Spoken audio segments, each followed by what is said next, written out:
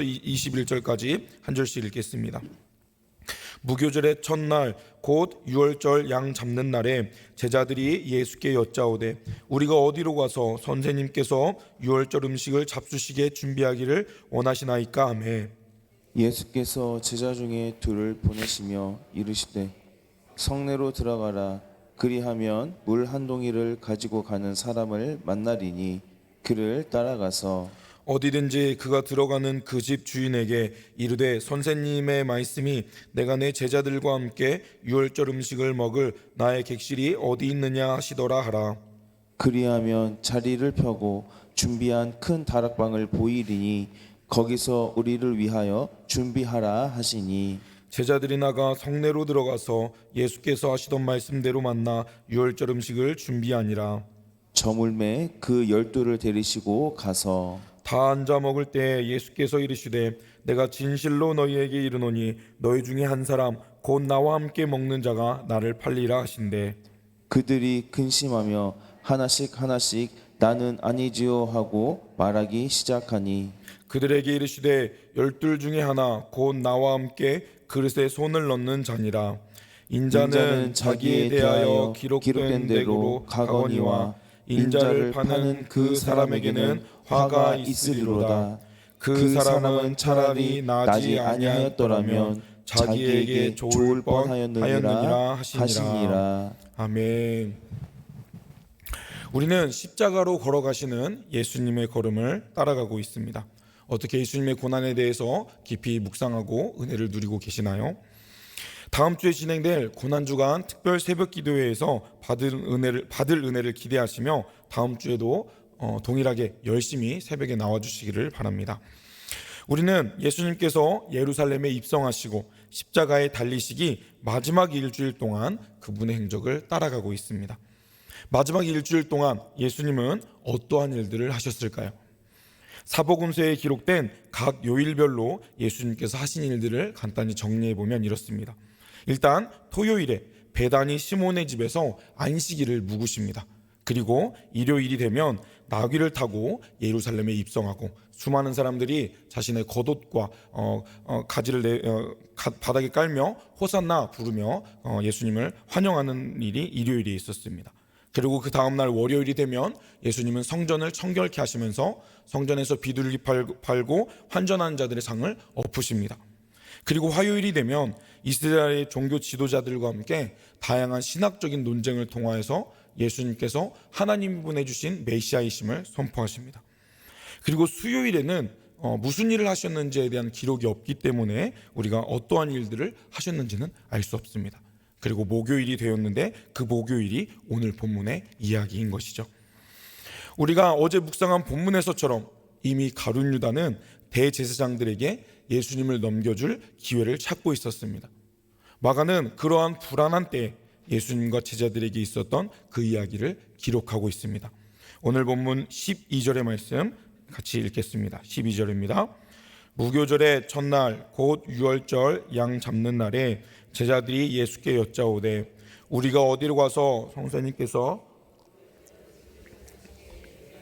원하시나이까? 아멘. 무교절의 첫날 곧 유월절에 이 일이 있었다라고 마가는 기록합니다. 유월절은 유대인들이 지키는 가장 큰 절기로 이스라엘이 출애굽을 할 때 이 장자의 죽음, 마지막 10번째 재앙인 장자의 죽음에서 이스라엘을 구원해 주신 것을 감사하는 절기였습니다. 그리고 무교절은 유월절 이후 일주일 동안 이제 출애굽을 한 것을 기념하는 누룩을 넣지 않는 무교병을 먹었던 유월절을 기념하는 주간이었죠. 그런데 마가가 이 무교절 첫날에 양을 잡는다라고 말했던 것으로 볼 때 대부분 이 유대인들은 유월절과 무교절을 하나의 연결된 축제로 생각한 것을 알 수 있습니다. 구약에서는 유월절과 무교절을 명확히 구분하여 지켰지만 이 예수님 시대에서 신약 시대에서는 그 경계가 모호해진 것으로 보입니다. 그래서 마가는 유월절과 무교절을 구별하는 것이 아니라 무교절의 첫날이라고 기록한 것이죠. 유대인의 달력은 음력입니다. 그래서 오늘날 우리가 지키고 있는 태양력과는 약간의 차이가 있는데요.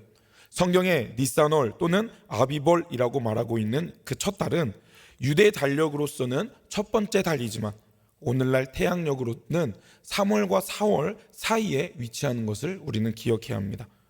그래서 6월절은 니산월, 즉 1월 14일을 의미하고 무교절은 6월절이 끝난 직후인 니산월 15일부터 21일까지 7일간의 기간을 우리는 지키는 절기를 말합니다.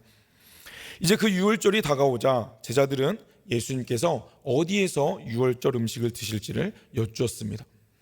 유대인들은 6월절 저녁 식사를 특별하게 생각하였고 가족들 또는 사랑하는 사람들과 그 6월절 식사를 함께 나누었습니다. 그래서 예수님은 제자들과 함께 6월절 식사를 하기 위하여서 그 장소를 정하십니다. 그런데 그 장소를 정하시는 과정이 조금 독특합니다. 오늘 13절부터 18절까지 말씀 같이 읽겠습니다. 13절입니다. 예수께서 제자 중에 둘을 보내시며 이르시되 성내로 들어가라. 그리하면 물 한 동이를 가지고 가는 사람을 만나리니 그를 따라가서 어디든지 그가 들어가는 그 집 주인에게 이르되 선생님의 말씀이 내가 내 제자들과 함께 유월절 음식을 먹을 나의 객실이 어디 있느냐 하시더라 하라. 그리하면 자리를 펴고 보이리니 거기서 준비하리라 하시니. 아멘. 예수님께서 지시하신 내용이 매우 구체적이었습니다. 두 제자가 성내로 들어가면 물동이를 지고 가는 사람을 만나게 될 것이고 그를 따라가라 라고 말씀하십니다. 우리말 본문에는 그가 남자인지 여자인지는 알 수 없지만 헬라어로는 남성형 단수가 쓰인 것으로 보아 그가 남자인 것으로 알 수 있습니다. 물동이를 쥐고 있는 남자는 그 당시에도 흔하지 않았기 때문에 두 제자들의 눈에 바로 띄었던 것으로 바로 알아볼 수 있었을 것입니다. 그리고 그를 따라가면 15절에 주인이 큰 다락방을 보여줄 것이다 라고 예수님은 말씀하십니다. 이것은 마치 첩보 영화의 한 장면을 보는 것과 같습니다. 그런데 이것은 예수님께서 앞으로 일어날 일을 예견하신 걸까요? 아니면 예수님께서 미리 집주인에게 연락하여 암호와 같은 약속을 잡으신 것일까요? 우리는 그것이 무엇이 맞는지는 정확히 알 수 없습니다. 하지만 15절에 기록된 대로 큰 다락방을 준비했다라고 말하는 것으로 보아 예수님께서 미리 그 장소를 준비해 두셨던 것으로 볼 수 있겠습니다. 어제 본문에서 우리가 묵상했듯이 10절과 11절에서 이미 가룟 유다에게 예수님에 대한 정보를 넘겨받은 대제사장의 무리들은 예수님을 언제 어떻게 잡을지를 예의주시하고 있는 상황이었습니다. 그렇기 때문에 예수님은 제자들과의 모임을 자연스럽게 노출시키실 수 없으셨습니다. 그래서 안전한 장소에서 유월절 식사를 하기를 원하셨습니다. 아직 예수님의 계획 속에 제자들과 마무리 지을 일들이 남아있으셨기 때문에 예수님은 행동을 조심하셨던 것이죠. 유월절 식사의 모습은 어떠했을까요? 제자들은 불안했습니다. 예수님께서 놀라운 사역을 하실 때 수많은 이적들을 행하시고 수많은 사람들이 예수님을 왕으로 모시려 했을 때 그들은 기쁨에 차 있었습니다. 그리고 예수님께서 입성하실 때만 해도 예수님을 환영하는 환호들을 들었기 때문에 그들은 장차 왕으로 오실 예수님의 좌편과 우편에 앉게 될 그런 환상 속에 있었습니다. 하지만 이제 그것을 지켜보던 이스라엘의 종교 지도자들 때문에 예수님을 죽이려는 음모를 꾸미고 있었던 상황이었기 때문에 그들은 불안한 마음을 가지고 있었습니다. 그때는 마치 1006월절의 모습과도 같았습니다. 9가지 재앙으로 애굽을 심판하신 하나님이 10번째로 죽느냐 사느냐 하는 그런 중대한 문제로 재앙을 내리시던 그 밤, 이스라엘 백성들은 불안과 긴장의 밤을 보냈을 것입니다. 예수님과 제자들은 예수님이 계획하신 대로 그 사람을 만나고 준비된 집에 들어가서 유월절 식사를 나누게 되었습니다. 유대인들의 유월절 식사는 밤에 진행되었습니다. 그래서 어스름한 그 밤에 예수님은 사랑하는 제자들과 함께 마지막 식사를 나누셨습니다. 그리고 그저 유대인의 절기를 지키는 것에 그것을 뛰어넘는 그것에 큰 의미를 부여하십니다. 하나님은 이스라엘을 애굽에서 탈출시키셨던 이 놀라운 밤을 특별히 기념하게 하셨습니다. 그리고 이 유월절이라는 절기를 통해 이스라엘의 자녀들에게 하나님께서 우리의 조상들을 어떻게 구원해 주셨는지를 기억하게 하셨고 그것을 전달하게 하셨습니다. 예수님은 그들이 매년 그들의 부모로부터 전달받았던 매년 기념하였을 그 절기의 진짜 의미가 무엇인지 이 밤 제자들과 함께 그것을 기념하게 하셨습니다. 하나님의 공의로운 심판 앞에 자격 없는 우리는 모두가 죽을 수밖에 없는 운명이었습니다. 하지만 우리를 사랑하시는 하나님께서 우리의 생명을 찾지 않으시고 우리를 대신하여 죽을 어린 양을 대신 죽게 하셨죠. 유월절의 어린 양의 피로. 그 피를 문설주에 바른 믿음의 사람들은 구원을 받았습니다. 그러하였듯이 온 인류의 죄를 대신하여 어린 양 대신 예수 그리스도께서 대신 피를 흘리시고 그 피를 흘리심을 믿는 자는 영원한 생명을 얻게 되었음을 성경은 우리에게 반복하여 말하고 있습니다. 이스라엘의 역사 속에 숨겨두었던 이런 하나님의 큰 그림을 오늘 이 날을 통하여서 예수님은 그 본래의 의미를 나타내신 것이죠. 유월절의 주인공은 예수님이십니다. 구약에 숨겨있던 메시아에 대한 수많은 퍼즐 조각 중에 한 조각, 유월절의 어린 양은 예수님을 예표하는 것이었죠. 그래서 하나님은 이 유월절이라는 시간까지 사용하여서 이 절기까지 사용하셔서 예수님께서 온 인류의 죄를 대신 짊어지고 십자가에 오르실 어린 양이시라는 것을 제자들에게 그리고 오늘을 살고 있는 우리에게 말씀하고 계신 것입니다. 유월절이 그러하였듯 온 인류를 구원할 어린 양은 역설적이게도 죽으셔야 했습니다. 그리고 그 죽음은 비참하게도 예수님을 가장 가까이에서 따르는 자를 통하여서 일어날 것을 예수님은 미리 알고 계셨습니다. 18절의 말씀 같이 읽어보겠습니다. 18절입니다. 다 앉아 먹을 때에 예수께서 이르시되 내가 진실로 너희에게 이르노니 곧 나와 함께 먹는 자가 나를 팔리라 하신대. 아멘. 안 그래도 불안한 이 밤 예수님은 예수님을 죽음의 자리로 넘기는 일을 제자 중에 한 명이 행할 것이라고 말씀하십니다. 제자들은 소위 멘붕이 왔을 것입니다. 아니, 우리 중에 주님을 파는 자가 있을 것이라고? 한 명을 제외한 모든 제자들은 자신이 그렇지 않음을 증명해 보이고 싶었습니다.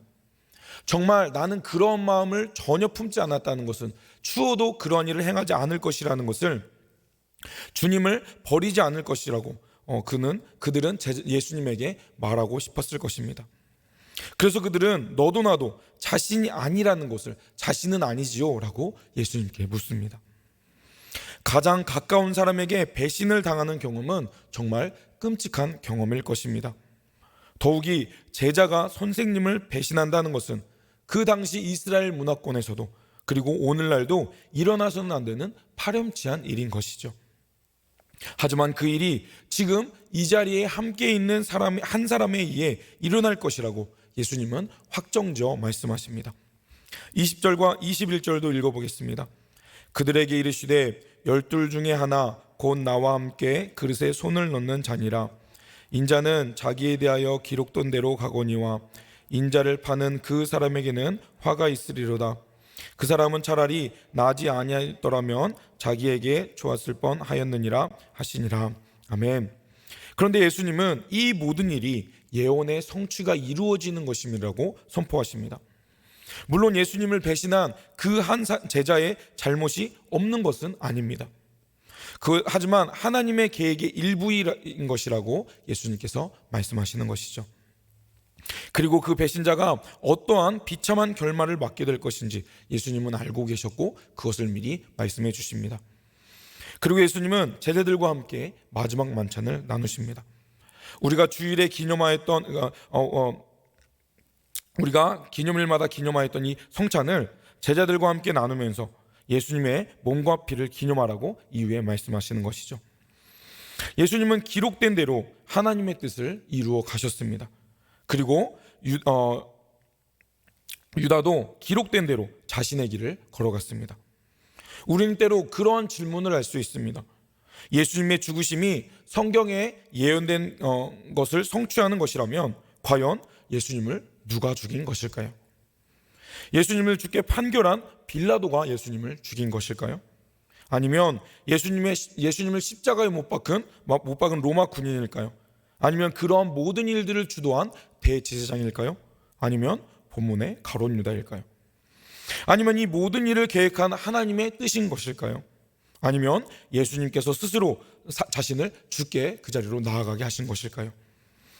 제가 나열한 이 모든 상황들은, 이 사람들은 직접적으로 또는 간접적으로 이 예수님의 십자가의 고난에 영향을 미친 자들입니다. 하지만 우리가 기억할 것은 이 모든 일이 하나님의 뜻대로 이루어졌다 하더라도 죄에 대한 책임은 하나님이 아니라 각자에게 있다는 사실입니다. 예수님을 죽이는 일에 영향을 미친 이 모든 사람들은 죄 없는 자를 무고하게 죽이는 그러한 잘못을 저지른 것이죠. 그런데 그 무엇보다 중요한 한 가지, 예수님께서 죽게 되신 이유는 우리 때문이라는 사실입니다. 그것은 나 때문인 것이죠. 내가 예수님을 십자가에 못 박게 한, 하나님으로부터 하나밖에 없는 아들을 죽게 하신, 피조물을 구원하게 하실 이유가 되었음을 우리는 기억해야 합니다. 하나님은 나를 살리기 위하여, 우리 한 사람 한 사람을 살리기 위하여 자기 아들을 아끼지 않으셨습니다. 그것만이 내가 살 수 있는, 우리가 살 수 있는 유일한 방법이었기 때문입니다. 죄인된 피조물을 살리기 위해 자기의 아들을 아끼지 않고 십자가에 매달게 내어주셨던 것이죠. 그렇기 때문에 우리는 유월절의 주인공이신, 우리를 위하여 이 십자가의 구원을 이루어 주신 그 예수님을 잊지 말아야 하는 것입니다. 그 아들을 통하여서 우리에게 사랑한다고 말씀하신 그 하나님의 사랑을 우리가 기억해야겠습니다. 이제 내일 종려주일을 지나 고난주간을 맞이합니다. 고난주간을 어떻게 보낼 예정이십니까? 우리는 매일 십자가 앞에서 살아가야 하지만 그렇게 사는 것이 쉽지가 않습니다. 따라서 이러한 특별한 한 주간만이라도 예수님을 더욱 깊이 생각하는 데 시간을 들이시길 바랍니다. 우리의 모든 시간을 그러한 일에 쓰이면 좋겠지만 잠깐이라도 어떠한 시간을 구별해서라도 예수님을 생각하는 시간을 더 많이 가져주시길 바랍니다. 그리고 더 힘써 말씀 앞에 나와 주십시오. 그 기간 동안 고행을 한다고 해서 우리는 예수님의 고난에 동참할 수는 없습니다. 이미 2000년 전에 예수님은 십자가에 달리심으로 우리의 죄를 완전하게 해결해 주셨기 때문입니다. 하지만 우리가 이 고난 주간을 맞아 주님의 고난을 묵상하며 한 끼 정도 금식하는 것도 고난 주간을 더 깊이 있게 은혜롭게 보낼 수 있는 방법이 될 것입니다. 다음 주는 특별 새벽 기도회로 담임 목사님이 준비하신 특별한 말씀들이 새벽에 전해질 것입니다. 따라서 우리가 마가복음의 말씀을 읽어나가진 않게 되었는데요. 하지만 우리가 고난 주간 동안에 제작한 그 핸드북에 그 매일마다 읽게 될 누가복음의 말씀을 정리하였습니다. 그리고 필사하는 부분도 만들어 두었는데요. 비록 우리가 이제 마가복음의 말씀으로 새벽 예배를 드리진 않겠지만 개인적으로 이 마가의 기록을 따라 예수님의 고난을 함께 묵상하며 필사하며 그 의미를 기억하시는데 사용해 주시길 바랍니다. 그럴 때 우리에게 더욱 풍성한 은혜가 있을 줄 믿습니다. 남은 한 주도 성경 말씀 앞에서 예수님의 사랑을 힘써 기억해 주시고 힘써 기도해 주심으로 주님 주시는 위로와 새 힘을 얻는 시간들이 되시길 바랍니다. 그래서 2024년 고난주간에 우리가 십자가로 회복되어지고 더욱 풍성한 은혜를 누리시는 저와 여러분이 되시길 주님의 이름으로 축복합니다. 기도하겠습니다. 사랑의 주님, 고난주간을 앞두며 예수님의 그 고난의 발걸음을 십자가로 나아가는 예수님의 행적을 함께 따라갑니다. 이제 유월절 만찬을 준비하게 하신 그 예수님의 기록을 함께 묵상하면서 유월절의 주인공 되신 그리고 온전한 유월절의 의미를 깨닫게 하신 그 주님을 우리가 함께 감사하며 기억하는 시간들이 될 수 있도록 주님 함께하여 주옵소서. 나를 구원하기 위해 그 십자가의 고난을 지신 예수님의 그 고난이 나를 위한 놀라운 사랑의 표현임을 우리가 깨닫기 원합니다. 무감각하여 그것에 습관적으로 여겨졌던 우리의 모습들을 깨트리고 날마다 그 사랑에 감사하며 주님께 감사의 고백을 올리는 삶의 예배자들이 될 수 있도록 우리의 삶을 인도하시고 주님 역사하여 주옵소서. 앞으로 우리가 기억하게 될 이 고난주간을 통하여서 우리가 더 십자가의 사랑을 묵상하고 더 깊이 있는 은혜의 자리에 나아가기 원합니다. 주님, 우리가 고난주간 특별 새벽 기도회를 잘 지키게 하시고 주님께서 예비해 주신 풍성한 은혜를 누리는 복된 시간이 될 수 있도록 이후의 시간들 가운데도 주님 함께 하시고 주님으로 영광 받아 주시옵소서. 우리를 풍성케 하실 예수님 이름으로 기도드립니다. 아멘. 들었던 말씀 생각하시면서 함께 합심해서 기도하기 원합니다. 특별히 고난주간 특별 새벽 기도를 위해 기도해 주십시오. 담임 목사님을 위해 성령께서 우리에게 말씀하고자 하시는 것들을 잘 전하실 수 있도록, 그리고 많은 성도님들이 마음의 문을 열고 십자가의 사랑을 회복하는 시간이 될 수 있도록 기도해 주십시오. 또 내일 드려질 종료주일에 드려질 모든 예배 가운데도 주님 은혜를 주시고 주님의 사랑을 깊이 묵상하는 그런 주일이 되게 해달라고 기도해 주십시오. 그리고 또 내일 오후에 있을 소그룹 주일 구역 예배와 3040 사랑방을 위하여서 기도해 주십시오. 그 모임들 가운데 풍성한 나눔과 은혜가 있게 해달라고, 그리하여 우리 추천교회가 예배와 소그룹이 살아나는 그런 건강한 공동체로 세워져 가게 해달라고, 또 각자의 기도의 제목들과 연약한 성도들을 위해 시간 주여 한번 부르시고 합심해서 기도하겠습니다. 주여.